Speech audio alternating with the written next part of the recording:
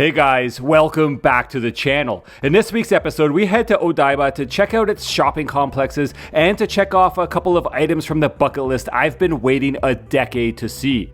Before we get into it, please take a second and hit that like button. We really appreciate it. And if you're new here, hit that subscribe button and the little notification bell so you don't miss any future episodes. Let's go.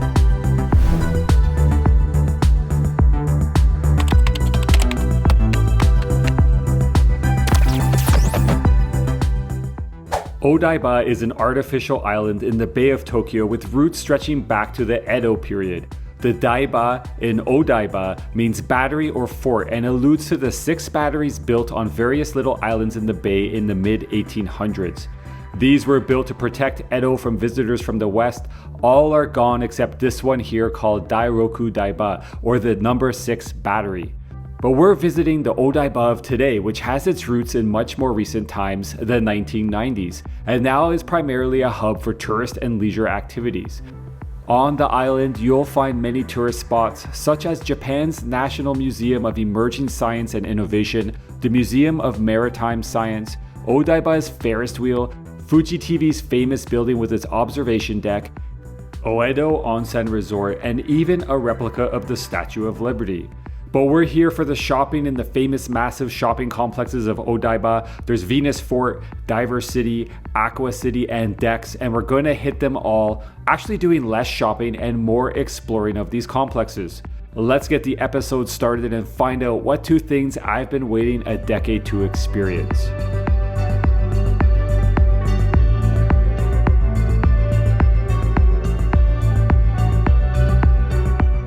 Our first stop today is VenusFort, and this is a shopping complex notable for having an outlet floor and a family floor. I'm excited to check out the gaudiness that's in store for us. Why is that? Because on the photos I've seen online, I think this is Tokyo's answer to Las Vegas Venetian shopping area. So we have lots of columns and faux paintings and faux plaster ahead of us. Well, let's go check it out. Right off the bat, you definitely get an outlet vibe from the outlet floor. It's not super inviting, but they do have a good mix of shops between international and domestic options. After walking around a bit, let's check in. So what's your verdict on the VenusFort outlet floor? The outlet floor is passable. There's definitely some really good prices. The selection is the quality might not have been super tippity top of the pile. The wares were not super great. I did see a few things that were interesting to me, but they didn't have my sizes, but pricing wise, limited sizes. Limited sizes, limited options. They had some interesting deals where you bought multiple items, 2 items or more, you get extra discounts, or you buy a certain amount of yen, you get extra discounts. But yeah, I think you were saying if you're a hardcore outlet shopper, you probably don't want to come here. No. You might want to pass on this outlet. So we're gonna go down to the grand floor, which is the normal sort of shopping mall level, and see what we see down there. Here on the main shopping floor, which they call Venus Grand, everything feels a little bit more upkept. The Venetian vibe is definitely alive and well down here, and you can walk under these amazing ceilings. They're painted and they're lit up really nicely. They had an amazing light show at their fountain. We stopped and watched that for a bit, and we're just exploring some of the shops down here on this floor before we head out to our next destination. I noticed they had a Studio Ghibli store here, so I'm gonna go in there and check that out. I'm always a sucker for Totoro. If you're a fan of the Studio Ghibli films like we are, a stop into its official store, Donguri, is a must while visiting Japan, and lucky for us, there's one here in VenusFort. It's so fun exploring the store. Every corner feels like being in a different film. And there is a ton of merchandise as you'd expect, a great place to pick up a souvenir for yourself or a gift for that Ghibli fan back home. Before we book out of here, we came down to check out the family floor, which has a lot of stores up our alley. It seems more like a home floor with fun stores like Seria, a 100 yen store, Nitori, a homeware store, Laux, an electronics store, and even a pet store. We're going to look around here for a bit and then head out.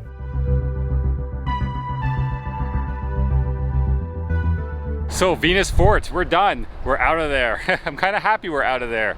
It was really huge. Yeah, it's massive. I think that's going to be a theme for today. All of the complexes look to be very massive. I felt lost in there. I just didn't know which way I was going and where everything was, and I don't know. It was cavernous, and Yeah. I feel like they are definitely having trouble filling up the space with shoppers and eaters. Yes, felt very empty today. So there's an outlet here. If you're looking for some deals, you can come here and check it out. If you're in Odaiba, I wouldn't come here specifically for the outlets. I may give this place a pass overall, actually, Yeah. unless I had some additional time. So we've left a little bit early and we're heading to our next spot.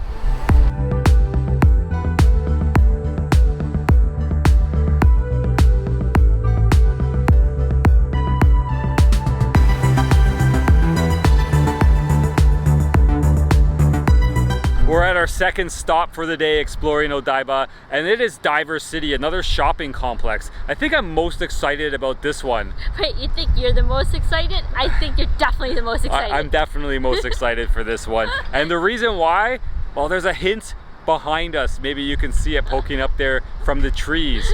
We almost made it here in 2012. I remember that. We passed by this area on a monorail going to see the Science Museum, and I was like, oh my god, look at the size of that mall. It's huge. And you're like, forget the mall. Look at the size of that robot. Yeah, I don't know if I knew about the statue, the Gundam statue that's behind us. Well, this was an older one that at the time, and I saw this huge robot right beside the mall. I was like, what the heck is that? And then we just couldn't make it out there for timing reasons, and I researched it afterwards, and I was really bummed because it looked so cool. And ever since then, we just haven't made it out here. But now we have, and we're gonna go check that out. They've replaced that original Gundam with a new one, so I'm pretty excited to see what this one's all about. Apparently, it's going to have a show. So we've timed our visit here to Divers so that we can catch the show. So let's get over there before we miss it.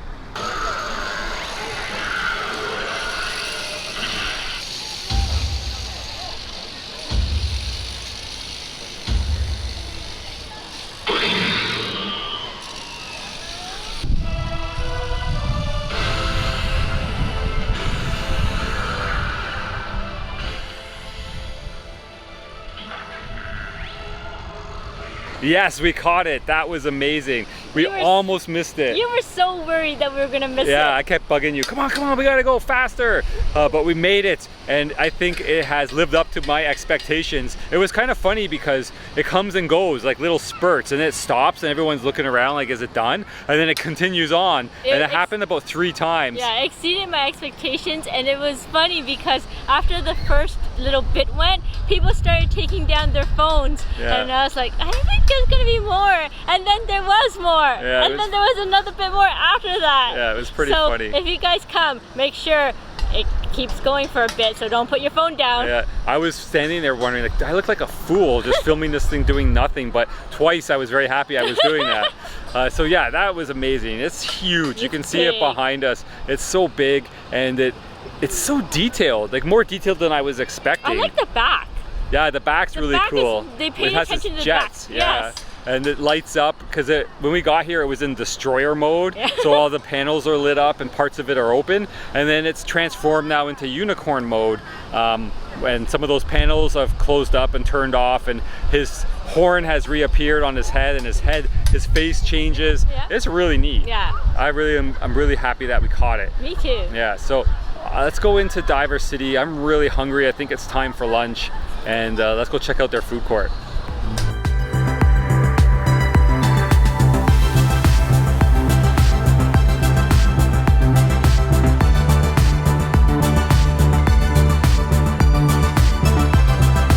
So lucky for us, the food court in DiverCity is right beside the Gundam.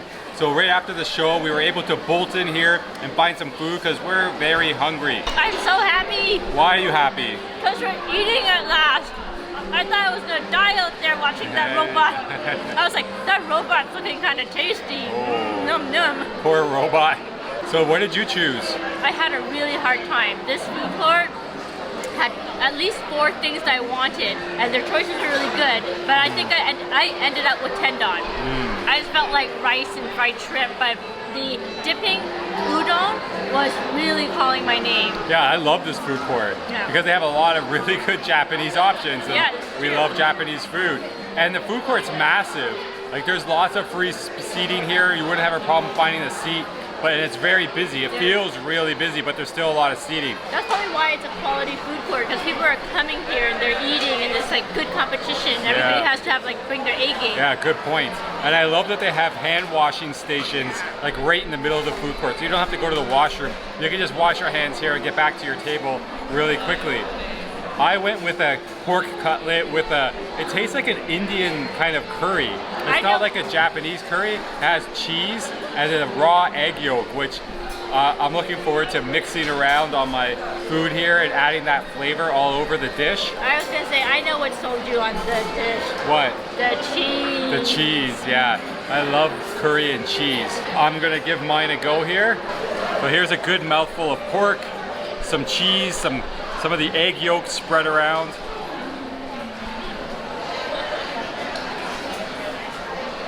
And that curry. Wow, that is really satisfying. It's really hitting the spot. The curry is almost, it's not butter chicken, it's a little bit, it's different than that. It's a little bit spicier than that. It's like a weird mix between like an Indian kind of curry like butter chicken and a Japanese curry. It's really interesting. And there's peas in there, and the curry sauce is pretty thick actually. And I love the cheese. That bite didn't have a whole lot of egg yolk, so I'm not getting that coming through on this bite, but this is so good. The breading has gone kind of soggy, but it's still holding on to the pork. And I kind of like that. It's similar to the tendon. It's pre-sauce, so it's kind of soggy. Let's check in with Nicole. How are you doing? I got the tendon bowl, and in my tendon bowl it came with 2 shrimps, pepper, mushroom, seaweed, an egg, and squid. Squid is always my least favorite, so that's why I eat that first. But I like what this place has done with the squid, because instead of giving you one big piece, what they did was they've chopped it up into cubes and battered the whole thing into like a squid fritter. Interesting. Yeah, so I like the squid in this way a lot more because there's more batter to squid ratio, and also the squid's more bite size, so I'm not like kind of... It's not crazy chewy. Yeah. This place is a hit. Yeah, excellent. Let's finish up lunch and then start exploring DiverCity. There's a few key shops in here that we want to hit, but we don't know what else we're going to find, so you'll come explore with us. So we've been walking around DiverCity for a while, exploring it.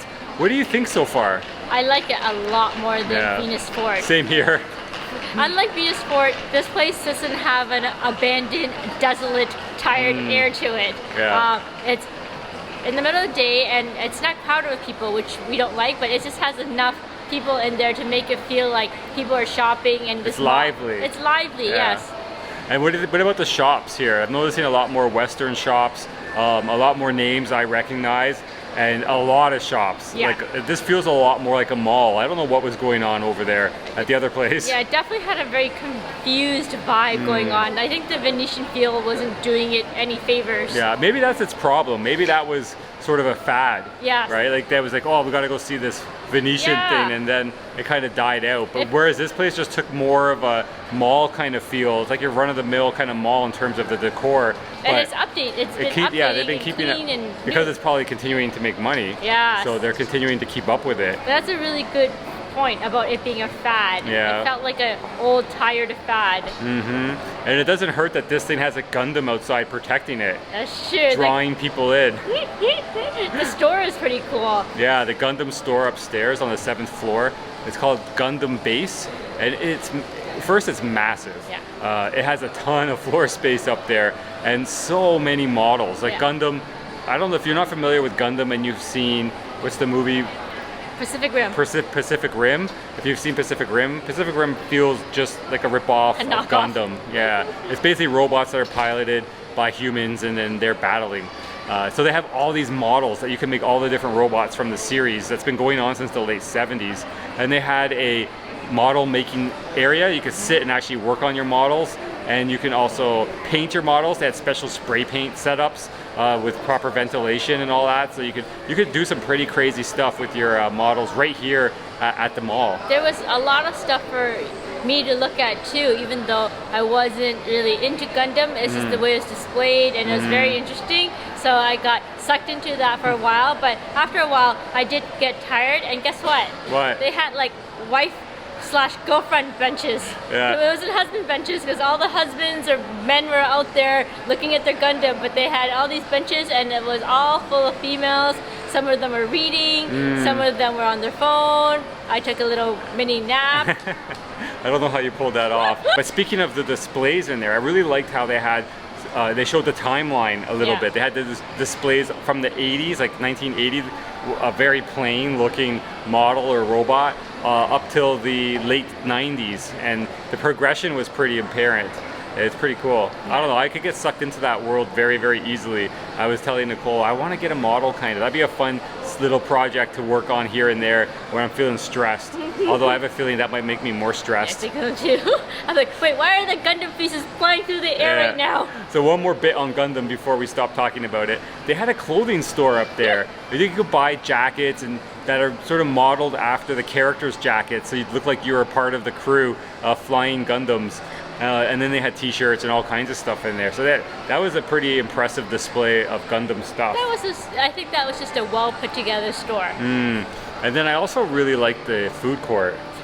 Like that lunch, as you saw, was really good. Yeah. And they had a lot of really good options, and I don't know, yeah, this place is very lively, very fun. I'd definitely recommend checking out DiverCity.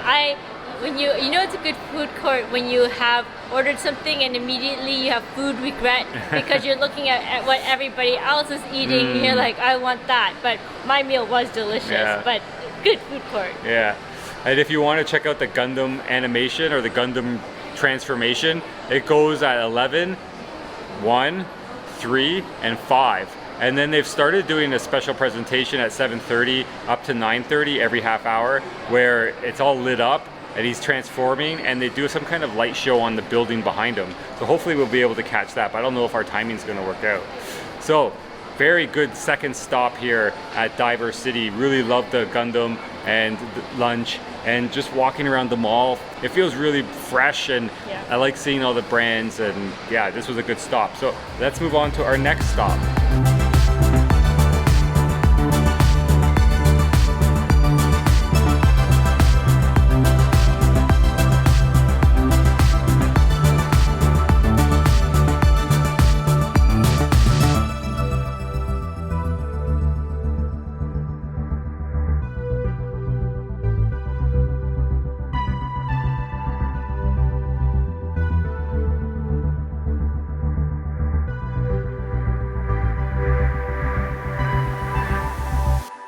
I've abandoned Nicole to go off and do something that she wasn't too keen on doing, but I've been wanting to do for as long as I wanted to see the Gundam, and that was visit FujiTV's headquarters here on Odaiba. It's the building, you might have seen it, pictures of it, because it has this amazing ball, like this huge silver ball up within the building structure somehow. You can see it behind me. I'm up in the observation deck, and it goes around the ball, and then you can also go inside the ball. Part of the observation deck is in there.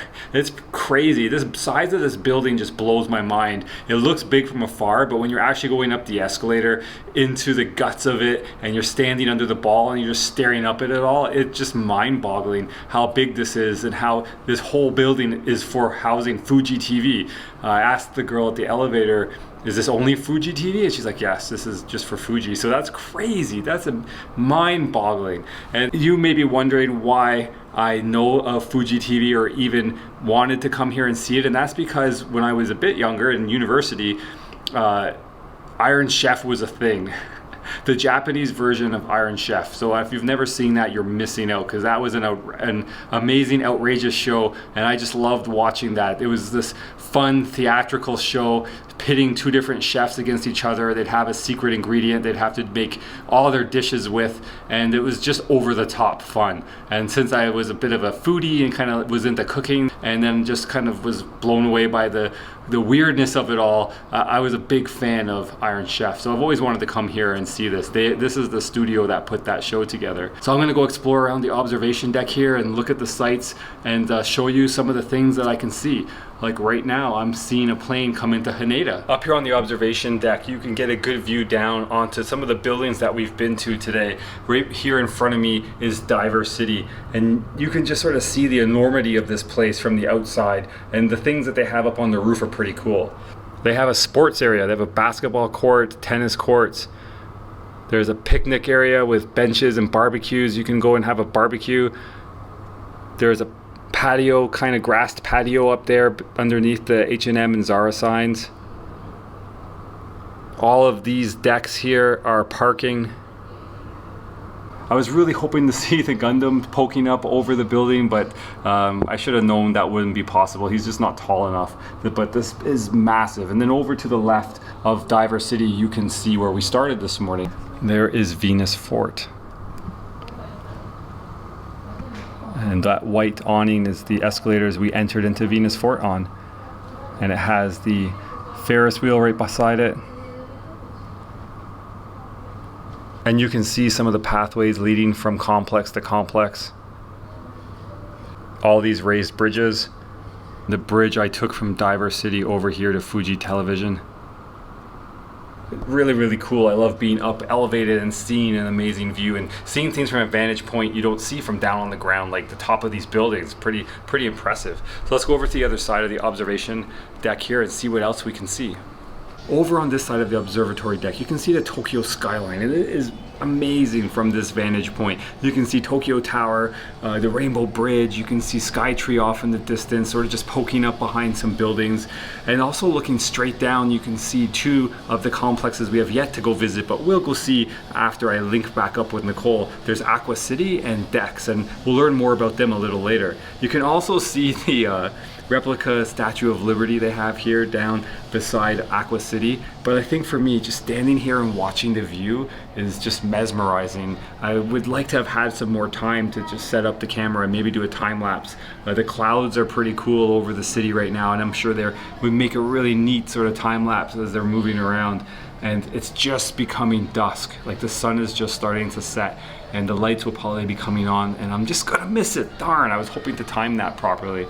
But hoping to get this vantage point again from AquaCity. Obviously not as high, won't be quite as impressive, but it'll still be pretty cool to look out over the bay. I was just heading back to the elevator when I came across a room which I'm pretty happy I stumbled upon because it's pretty bonkers. This is the set of one of their morning shows that they run here at FujiTV, and it must be quite the show because this is a bonkers set. What is this? This is crazy. So here's a picture of the cast. There's quite a few members. I've never seen this show. I don't know what goes on. I'm only imagining based on what I'm seeing in front of me. There must be some pretty crazy things happening on this morning show. Probably a lot of fun to get your day started if you're watching this show. Here's a good view of the set.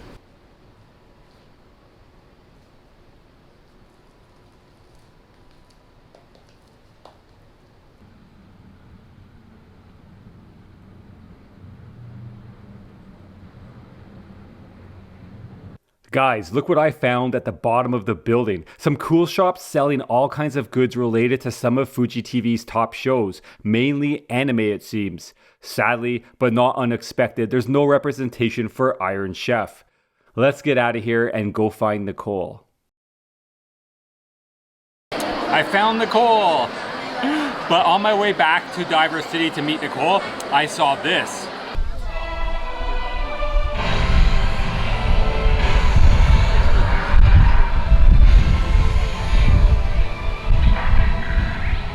That was so cool.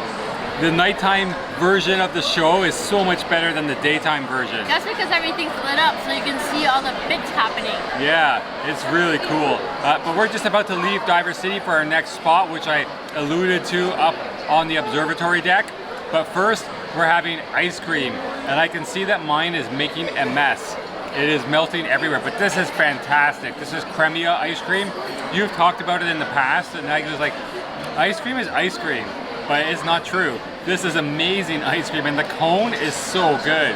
It's super creamy, and it's an ice cream that you can find not just in Tokyo. Like I've had it in a few parts of Japan, and when they have it, the ice cream stores they have it, they definitely make sure they advertise that you are getting that brand.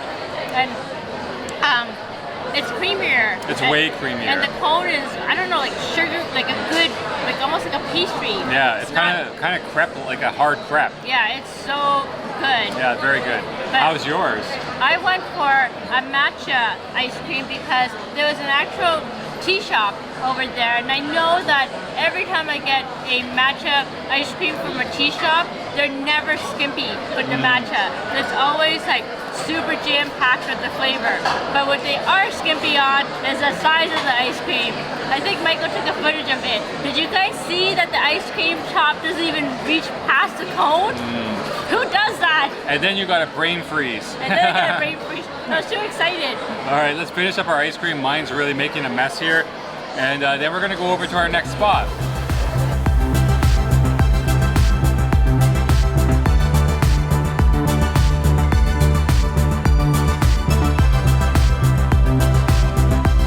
Dex is all ready for Christmas. It sure is. They got their big Christmas tree out, as you can see behind us. And inside the mall, we've seen some other Christmas stuff going on. So yeah, they are ready for Christmas. What is Dex? Dex is a mall. It's supposed to be themed after a cruise ship. So we're walking around the outside at the moment, and it's kind of like the cruise ship deck. It's got wooden planks. So we've been to a Venice style mall, we've been to a regular mall, and now we're on to our cruise ship mall. We are. But I think we're getting a little mauled out. There's a very specific reason why we've come to Dex, and it involves food, sort of a museum, but let's go see what that is. We found our attraction here in the Dex shopping mall. It's on the 4th floor. Actually, the entire 4th floor seems like part of the attraction. We've come to the Takoyaki Museum here in the Dex shopping mall, but to get there we had to walk through this bizarre 4th floor, which I'm having a hard time explaining. Because it has a feel of amusement park, part museum, part shops.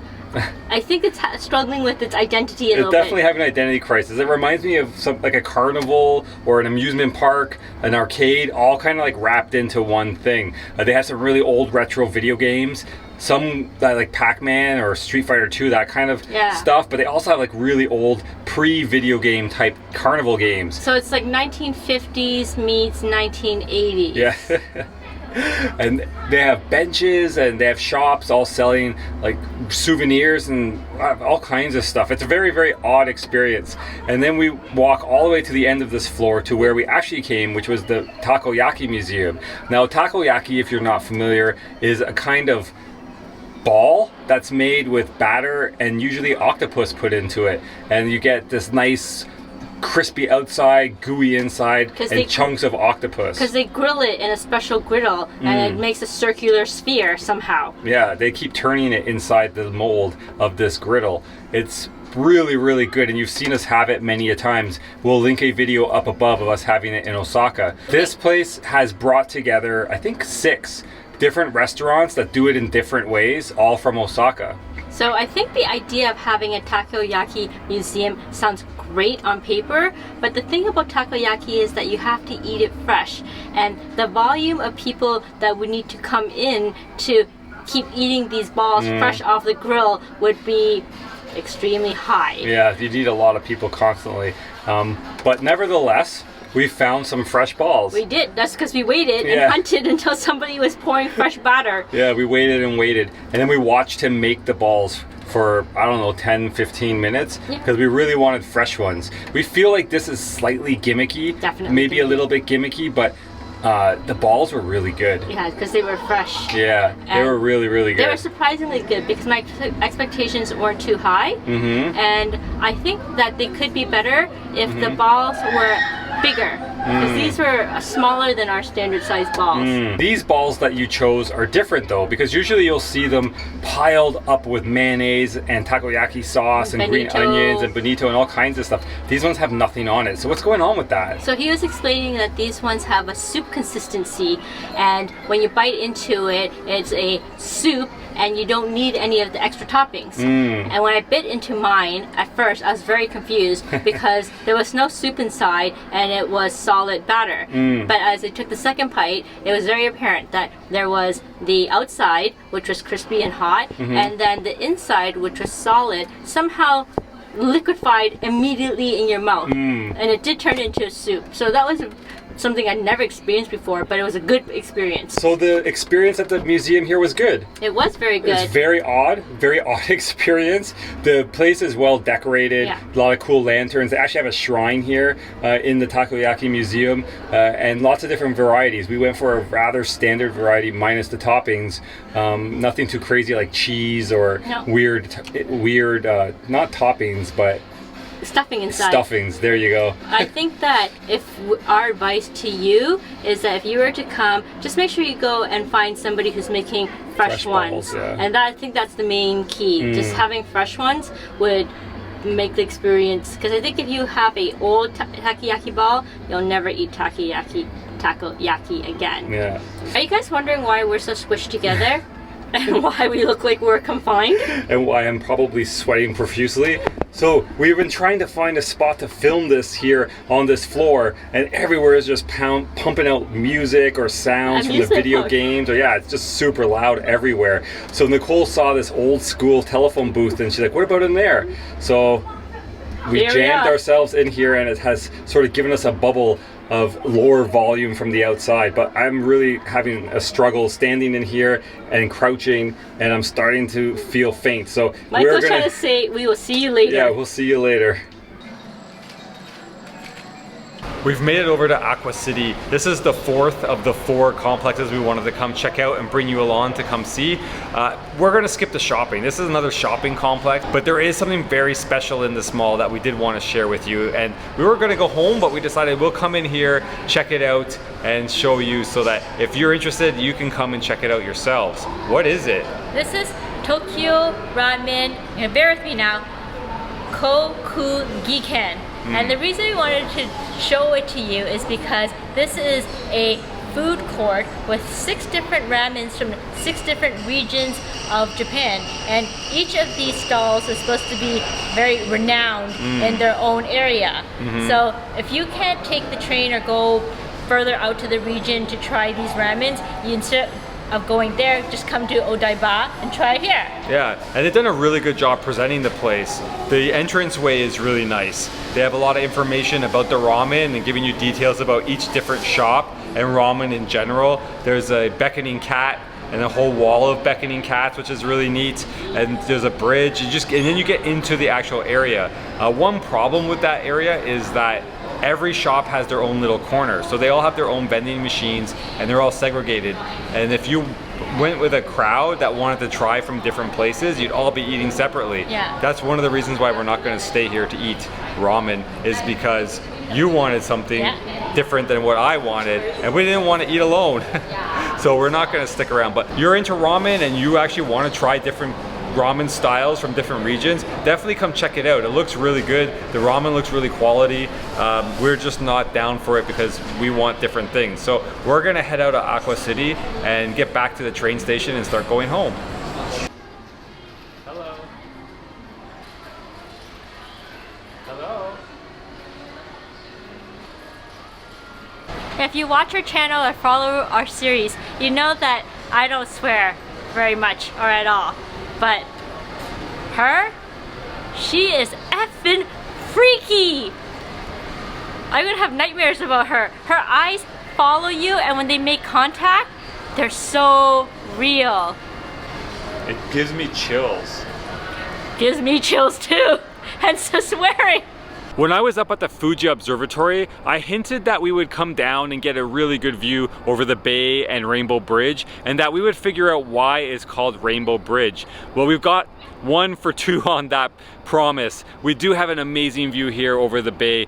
From behind me is AquaCity. Their boardwalk out front gives you really great views down over the harbor here and into the Tokyo skyline. But unfortunately, we're not finding out why Rainbow Bridge is called Rainbow Bridge. It's just lit up white. I did a quick Google search, and apparently they only light it up with the rainbow colors over the Christmas season, over the winter season, and right now it's just a white illumination, which is still quite striking. It's quite the amazing looking bridge. Apparently it was designed very specifically because we're very close to Haneda Airport, so they had height restrictions on how large they could build this bridge, so they had to do some some engineering marvels to make it still allow big ships to pass underneath, but still be low enough for that height restriction. So it's quite an amazing bridge, and this view is quite spectacular. If you want this kind of view over the bay, head over to AquaCity, and just on their boardwalk you get a good view. But apparently up in their restaurant floors up here on the 5th floor, you can get an even better view. But this is a spectacular spot.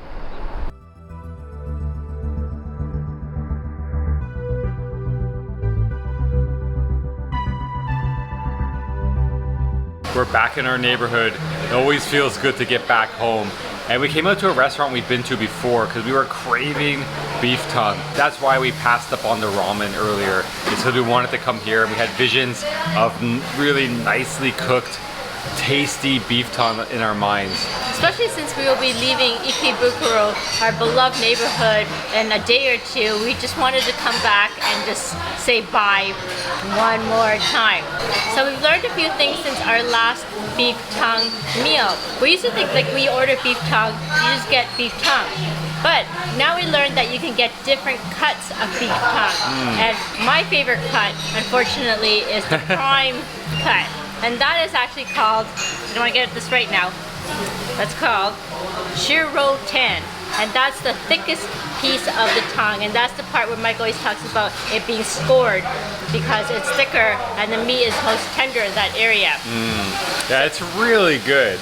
I love the thicker cut and the way they score it, and it just holds the flavoring. Like, it's just, I feel like they just flavor it with salt. Yeah. They just grill it and then salt it and then send it out, and it's really good. Spectacular. Yeah. And the restaurant that we have gone to, we actually get the option of foregoing the entire set and getting more meat for the same price. So our meals doesn't have any salad or soup, but we added a bowl of rice and then we got more meat for the same price. And this place, like many places, will refill your rice for free, which is probably, like, if you're from North America like us, probably kind of weird. Yeah, that they would do that, but they do. So many places will refill the soup and the rice. You just have to ask or check the menu, it'll tell you. So this place is definitely a winner. Check the link down below if you want to come check it out. It's called Negishi, and it's really, really good beef tongue. We love it. So that will close out today's video. Tomorrow should be a different kind of day. You're gonna see quite a bit of me for a while. You're gonna disappear, and then we're gonna do a few errands before we leave Tokyo. We have a few things we gotta do before we leave on Sunday.